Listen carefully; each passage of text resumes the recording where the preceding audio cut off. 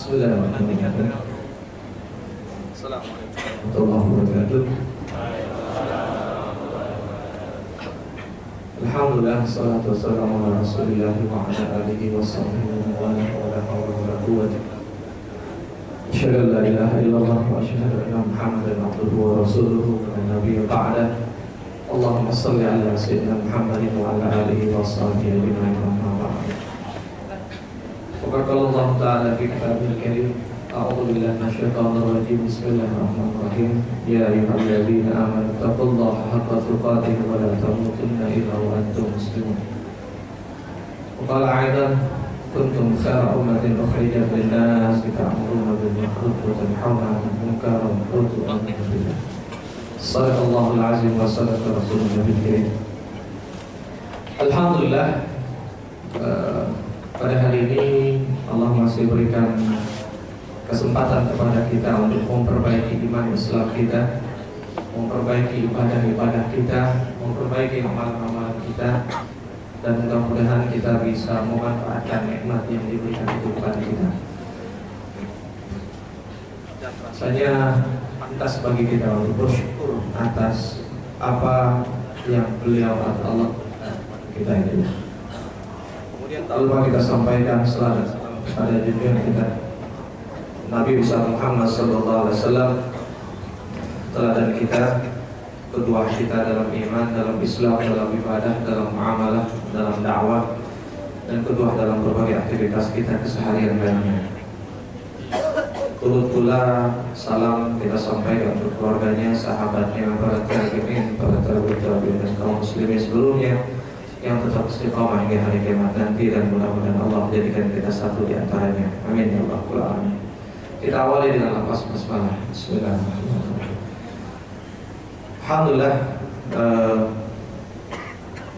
pada hari ini saya diminta hadir menyampaikan tema tentang Quran sebagai sumber inspirasi. Bapak Ibu yang dimuliakan Allah Subhanahu wa taala, tema ini tema yang sudah beberapa kali saya sampaikan di beberapa tempat, tapi belum di sini memang. Mudah-mudahan seandainya ada hal-hal yang sudah pernah didengar sebelumnya, anggaplah itu sebagai pengingat. Jika ada yang belum, mudah-mudahan itu bisa menjadi pencerah bagi kita semua, sehingga dengan itu kita menjadi bertambah ilmunya dan kemudian pula bertambah amalnya. Bapak Ibu yang dimuliakan Allah Subhanahu wa taala, saya ingin memulai dengan satu ayat di dalam Al-Qur'an ketika Allah katakan, a'udzubillahi minasyaitonir rajim, bismillahirrahmanirrahim, inna nahnu nazzalna dzikra wa inna lahu lahafizun. Kata Allah, sesungguhnya kamilah, kata Allah lah yang akan menurunkan Al-Quran, dan sesungguhnya kami benar-benar memeliharanya. Bapak Ibu yang dimuliakan Allah Subhanahu wa taala, Allah di sini menggunakan kata nahnu, inna nahnu nazzalna dzikra wa inna lahu lahafizun. Allah tidak menggunakan kata saya, tapi menggunakan kata kami. Kalau di Al-Quran biasanya Allah membahasakan dirinya, kalau tidak dengan saya atau dengan innani, sesungguhnya aku, seperti itu. Tapi di dalam ayat ini Allah katakan inna nahnu. Apa maksudnya? Kalau mungkin orang berkomentar, wah berarti kami kata ganti orang pertama jamak, kesimpulannya Allah itu banyak. Tidak. Itu hanya kesimpulan bagi orang-orang yang menerjemahkan agama sesuai dengan perspektifnya pribadi, tidak berdasarkan ilmu. Secara bahasa, secara tafsir, ketika Allah menggunakan kata nahnu di dalam Al-Quran, dalam ayat apapun tentang apapun, maka itu berarti bahwa dalam konteks ayat ini Allah akan menjaga Al-Quran, tapi proses penjagaan Al-Quran itu, di dalam proses penjagaan Al-Quran itu Allah melibatkan peran manusia di dalamnya. Seperti itu. Tanpa manusia Allah bisa jaga. Tapi di dalam kehidupan manusia, maka manusia harus berperan untuk menjaganya. Bagaimana cara manusia menjaganya? Dari mulai membiasakan untuk membacanya, kemudian menghafalnya, memahaminya, dan segala macamnya. Ada tingkatan-tingkatnya. Sehingga jika kita tidak termasuk di antara orang yang akrab, yang bersahabat dengan Al-Quran, maka mungkin kita tidak termasuk di antara yang Allah maksud di dalam ayat ini, nahnu dalam ayat ini. Dan itu menjadi pilihan buat kita. Kita mau menjadi bagian dari orang yang dipercaya oleh Allah sebagai bagian yang menjaga dan memelihara Al-Quran atau tidak. Itu yang pertama. Nah, dengan ayat ini pula Allah menegaskan bahwa Al-Quran itu akan abadi.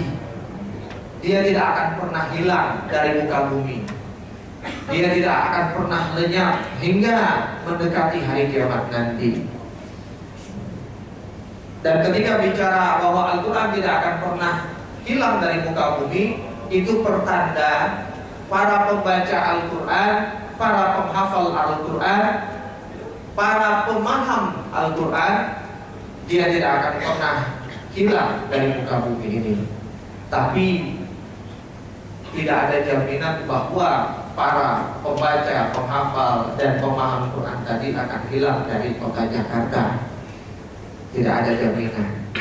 Allah hanya menjamin tidak akan hilang dari muka bumi, tapi bisa jadi hilang dari kota Jakarta, bisa jadi hilang dari kota-kota sekitar, dan boleh jadi hilang dari yang namanya Indonesia, sebagaimana pernah hilang di Spanyol sana.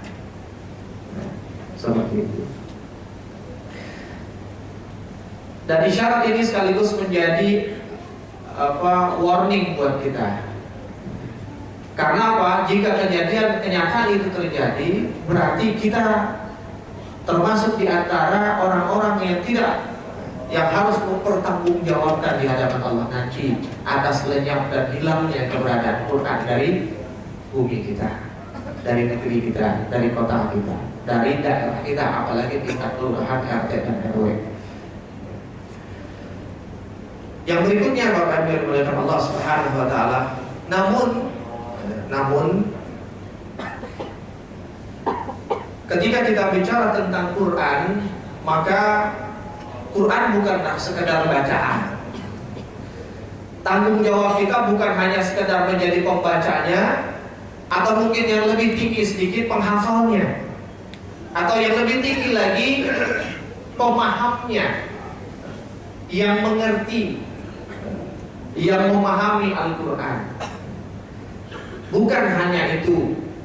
Karena boleh jadi jika hanya sebatas pada membaca dan kemudian menghafal, boleh jadi kita hanya sekedar mengetahui dan menghafalnya, tapi kita tidak pernah paham apa yang dimaksudnya. Seperti itu. Bapak Ibu yang dimuliakan Allah Subhanahu wa taala,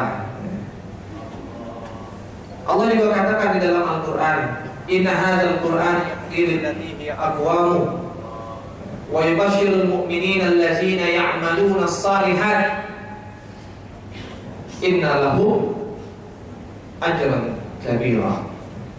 Sesungguhnya Al-Quran ini memberikan petunjuk kepada jalan yang lurus dan memberi kabar gembira kepada orang-orang mukmin yang mengerjakan amal saleh, bahwa bagi mereka ada pahala yang besar. Al-Isra ayat ke-9. Dan kemudian masih di dalam ayat yang sama, Allah melanjutkan, walaqad sarrafna fi hadzal qur'ani liyadhakkaru wa ma yaziduhum illa nufura. Dan sesungguhnya dalam Al-Quran ini kami telah ulang-ulangi peringatan-peringatan agar mereka selalu ingat. Bapak Ibu yang dimuliakan Allah Subhanahu wa taala, Allah katakan kepada kita bahwa di dalam Al-Quran itu ada petunjuk jalan yang lurus. Dan Allah katakan juga kepada kita bahwa di dalam Al-Quran itu ada banyak sekali pemulangan-pemulangan. Itu sebabnya ada satu metode yang mengajarkan untuk bisa menerjemahkan Quran, maka mereka mengajarkan bagaimana menerjemahkan Al-Quran per kata, cukup pada surat Al-Baqarah, Ali Imran, dan An-Nisa saja. Karena setelah itu ada banyak atau kata-kata yang ada di dalam surat-surat setelah itu hanyalah pengulangan dari kata-kata yang sudah ada di dalam kertas. Banyak sekali pengulangan. Dan dari sekian banyak pengulangan, baik pengulangan bicara tentang hukum, bicara tentang muamalah, bicara tentang apapun, maka pengulangan yang paling banyak adalah pengulangan tentang kisah-kisah. Dan di antara kisah-kisah itu yang paling banyak berulang adalah kisah-kisah para nabi, yang 25 disebut di dalam Al-Quran, Nabi dan Rasul. Dan dari kisah-kisah para nabi yang 25 itu, yang lebih sering lagi diulang-ulang adalah kisah para ulul azmi, nabi yang 5 yang dijuluki sebagai ulul azmi. Nah, Bapak Ibu dimuliakan Allah Subhanahu wa taala, bahkan ada seorang pakar Quran yang pernah mengatakan bahwa sesungguhnya di dalam Al-Quran itu lebih dari 80% isinya adalah kisah. Dan sisanya tidak lebih dari 10% berisi bab-bab hukum, ayat-ayat tentang hukum, tapi lebih banyak ayat-ayat yang berbicara tentang kisah-kisah. Ketika kita bicara tentang kisah-kisah, maka Allah telah menempatkan, Rasulullah telah menjadikan Al-Quran itu sebagai sumber dari segalanya, sumber dari segala sumber hukum, sumber dari segala rujukan kehidupan kita. Jikalah kemudian hanya berisi perkara-perkara yang sangat praktis, maka mungkin butuh Al-Quran yang tebalnya minimal setebal kitab undang-undang hukum pidana, perdata, dan segala macam. Inilah yang menjadi isyarat, menjadi rahasia kenapa kemudian sebagian besar, bahkan lebih dari 80% Al-Quran berisi tentang kisah. Bapak Ibu yang dimuliakan Allah Subhanahu wa taala, kalau kita rinci kenapa-kenapanya akan panjang nanti waktu yang kita butuhkan. Tapi ala kulli hal adalah bahwa perjalanan hidup manusia dari sejak Nabi Adam AS hingga kenabian Rasulullah Muhammad SAW, satu kesimpulannya bahwa ada proses peningkatan dan pematangan dari sisi intelektualitas dan akal manusia dari sejak zaman Adam AS hingga Rasulullah Muhammad SAW. Hingga jika kita lihat runtutannya, Allah masih menurunkan kitab setelah Zabur Allah turunkan. Allah masih menurunkan kitab seperti Taurat setelah Zabur Allah turunkan. Tapi Allah pun masih menurunkan kitab setelah Taurat, yaitu Injil. Dan Allah pun masih menurunkan kitab, yaitu Al-Quran setelah Injil. Dan Allah tidak pernah lagi menurunkan kitab setelah Al-Quran. Kenapa Allah turunkan setelah Zabur masih ada Taurat, setelah Taurat masih ada Injil, setelah Injil masih ada Al-Quran? Karena sesungguhnya antara kitab yang satu dengan kitab yang lainnya, dia saling berhubungan. Kitab yang belakangan menjadi penegasi sekaligus penguat dari kitab sebelumnya, dan bahkan sekaligus menjadi pengikat apa-apa yang disebutkan di dalam kitab sebelumnya kepada manusia-manusia di zamannya. Penegasi yang sebelumnya sekaligus penguat beberapa poin di sebelumnya, dan pengingat dari apa yang diperintahkan di sebelumnya. Tapi setelah Al-Quran Allah tidak turunkan lagi. Ini pertanda bahwa Allah menganggap bahwa yang namanya Quran adalah puncak dari kesempurnaan kitab, dan yang namanya Al-Quran sudah mencukupi bagi manusia untuk menutupi, memenuhi, menjawab setiap permasalahan hidup yang akan ditemui manusia dari sejak Rasulullah SAW hingga hari kiamat nanti. Kapanpun zamannya, dimanapun tempatnya, apapun masalahnya. Bapak Ibu yang dimuliakan Allah Subhanahu wa taala. Namun namun seringnya berapa banyak umat Islam yang kemudian merasa ada apa di Al-Quran? Kok saya gak pernah menemukan? Atau bahkan yang lebih parah lagi, contohnya pernah dalam sebuah tweet yang dilakukan oleh di antara salah seorang tokoh dari Islam liberal, yang intinya dia mengatakan, inti dari tweetnya itu bahwa Islam gagap di dalam menanggapi permasalahan pemerkosaan. Islam gagap di dalam menyikapi masalah-masalah pelecehan seksual yang ada saat ini. Yang dimaksud Islam di sini adalah baik para ahli agamanya atau para ulama maupun kitab-kitab para ulama salafus saleh, maupun termasuk yang dimaksudnya adalah Al-Quran. Sampai kemudian ada salah seorang ustaz yang cukup bijak dan cukup luas ilmunya, kemudian membalas tweetnya dengan bahasa yang sangat santun. Dipaparkan satu persatu ayat demi ayat yang dia katakan gagap itu, dipaparkan satu demi satu kitab-kitab para ulama yang menjelaskan tentang apa yang dia maksud gagap itu. Sampai kemudian akhirnya yang awalnya, yang biasanya dia sangat arogan dan sangat sombongnya ketika orang mengkritisi dia, tapi dengan keluasan ilmu yang dimiliki oleh Ustadz yang mengkritisinya tadi pun dengan bahasa yang sangat baik, kemudian dia mengatakan, baik, kalau gitu saya mengoreksi perkataan saya, ternyata saya salah.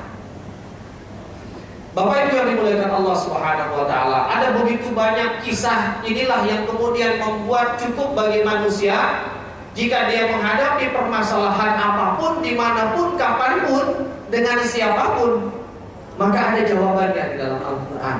Cuma memang tidak semua jawaban itu gamblang disebutkan, nih solusinya, tidak. Tapi solusi itu ada banyak termaktub secara isyarat di dalam Al-Quran. Banyak sekali pelajaran yang Allah kisahkan di dalam Al-Quran.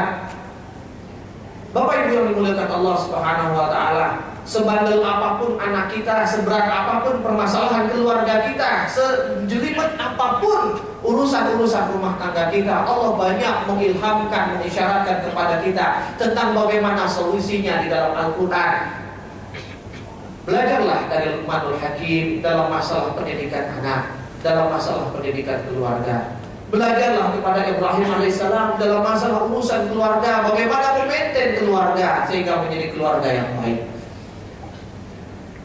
Allah mengajarkan kepada kita, memberikan solusi kepada kita, kepada orang-orang yang punya penyakit tak kunjung sembuh, bagaimana memaintain harapan, bagaimana mengatasi permasalahan sakit itu melalui kisah seorang nabi yang bernama Ayub alaihissalam. Allah mengilhamkan kepada kita, mengisyaratkan kepada kita, kepada orang-orang yang punya permasalahan dalam urusan rumah tangga, wabil khusus masalah keturunan, yang berkali-kali pergi ke dokter, pergi ke ahli, pergi ke alternatif sekalipun, tak kunjung keturunan didapat. Dan Allah mengajarkannya kepada kita sesungguhnya dalam kisah Zakaria alaihissalam. Allah mengajarkan bagaimana cara memaintain, cara berdakwah yang baik di saat negara itu menjadi musuh bagi kita. Allah mengajarkan kepada kita bagaimana seorang Musa alaihissalam pada saat dia harus head to head sebagai seorang tokoh agama dengan Fir'aun sebagai seorang kepala negara. Bahkan Allah mengajarkan bagaimana berhujjah. Allah mengajarkan bagaimana mengatasi depresi, tekanan yang dihadapi oleh Musa alaihissalam kepada kita, sehingga kita pun di saat seperti itu mampu untuk mengatasinya. Allah mengajarkan kepada kita bagaimana ketika agama dan negara itu berdampingan seiring sejalan, walaupun yang nampak seakan-akan adalah negara, tapi sesungguhnya isi negara itu adalah agama seluruhnya. Dan Allah mengisyaratkan itu kepada kita dalam kisah Yusuf alaihissalam. Allah pun mengajarkan kepada kita bagaimana ketika sebuah agama itu, mendominasi negara, sehingga kemudian negara adalah agama adalah negara itu sendiri.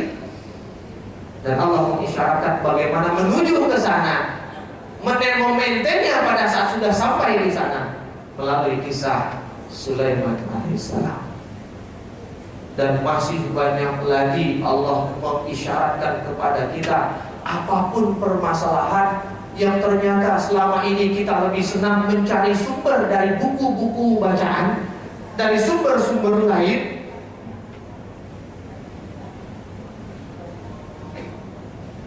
membaca tentang bagaimana mengatasi solusi dan permasalahan anak, kita lebih suka membaca buku-buku psikologi, yang padahal psikologi saat ini sudah jauh dari kebenaran. Makanya para pakar psikologi terdahulu mengatakan psikologi itu makin bahela makin bagus, makin kemari makin rusak. Filsafat sebaliknya, makin bahela makin rusak, makin kemari justru makin bagus. Kita lebih senang membaca, mengambil rujukan, membuka jawaban-jawaban solusi itu dari sumber-sumber seperti itu.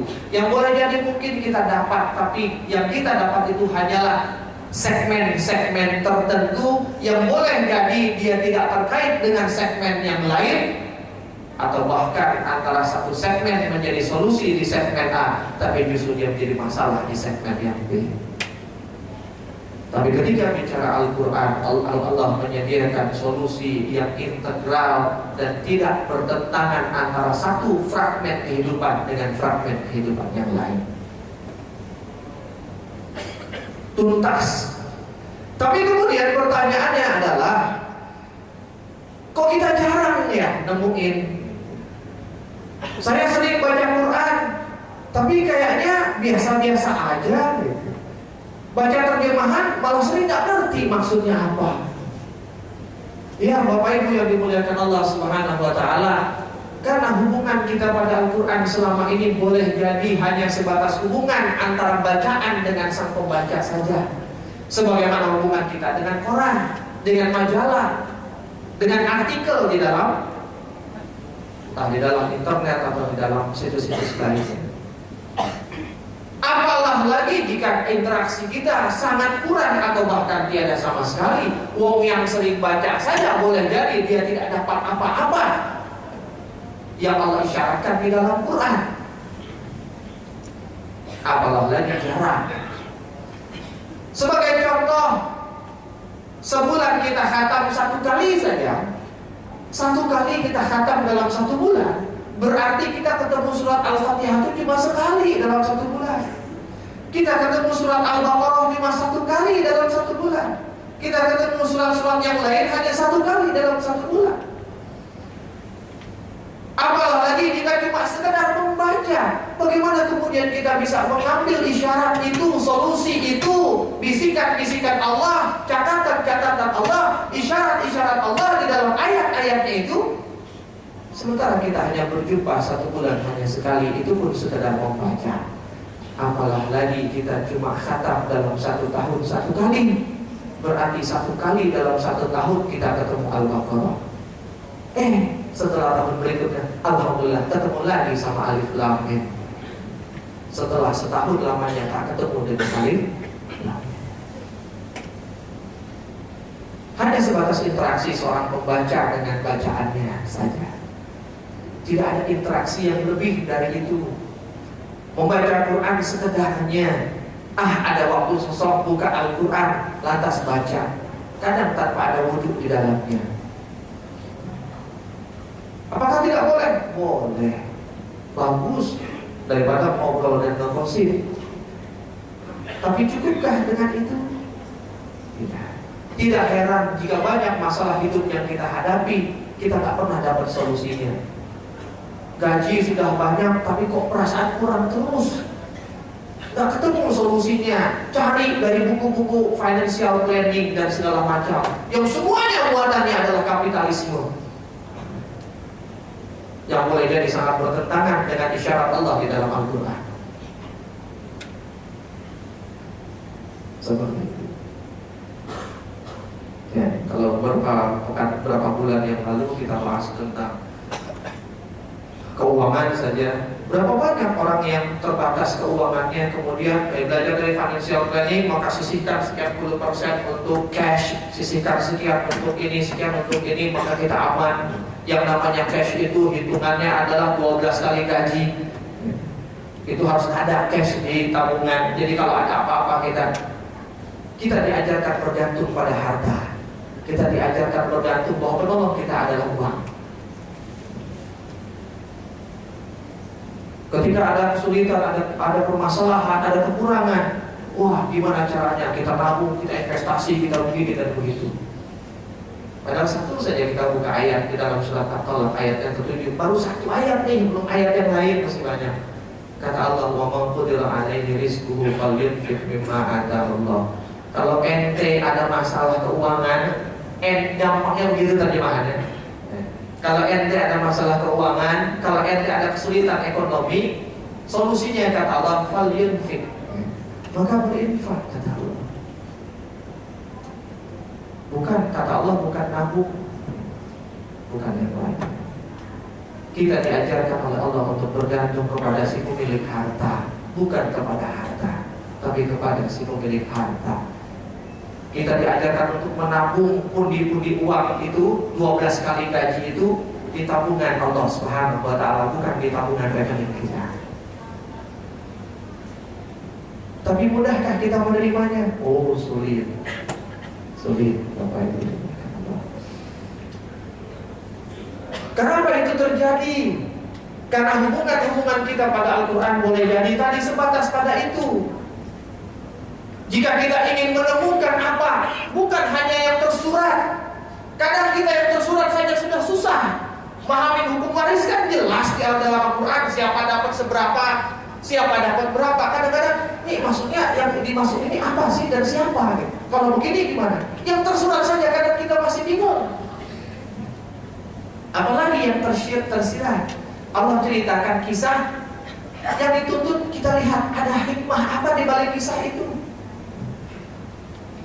Semakin sulit jika hubungannya hanya hubungan membaca. Jika kita ingin mampu menangkap isyarat itu, maka rubahlah hubungan interaksi kita dengan Al-Quran. Dari sekedar hubungan membaca saja, tapi gantilah hubungan kita dengan Al-Quran seperti ala dan istihar, hubungan pencarian ilham. Jadi pada saat kita mau membaca Quran, pada saat itu pengen cari ilham di dalam Quran. Sebagaimana halnya orang hendak mencari ilham, maka dia bersiap-siap. Mau cari ilham, cari tempat, kan begitu. Seniman mau cari ilham, dia pergi ke gunung. Dia bangun di malam hari, mikir di antara suara jangkrik dan keheningan malam. Begitu pula seorang politisi, begitu pula seorang teknokrat, begitu pula seorang ekonom. Bahkan seorang panglima perang sekalipun menyiapkan diri. Orang-orang besar semisal Genghis Khan, William Wallace, Napoleon Bonaparte dan segala macamnya, Raden Wijaya, ketika ada masalah negaranya, ada masalah dalam peperangan, dia menyiapkan diri untuk kontemplasi di dalam tendanya, di dalam kemahnya, kemudian berpikir, merenung secara khusus dan katakan kepada prajuritnya, jangan ganggu saya sebelum saya keluar.